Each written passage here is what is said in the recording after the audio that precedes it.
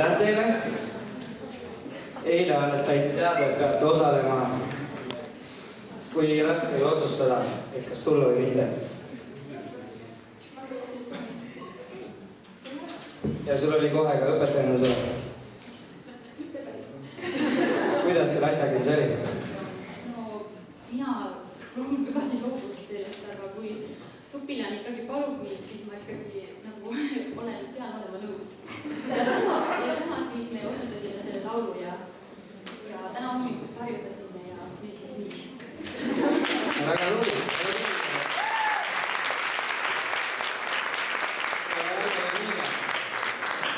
Siin 4 inimest tahab teile midagi öelda ka. Triin.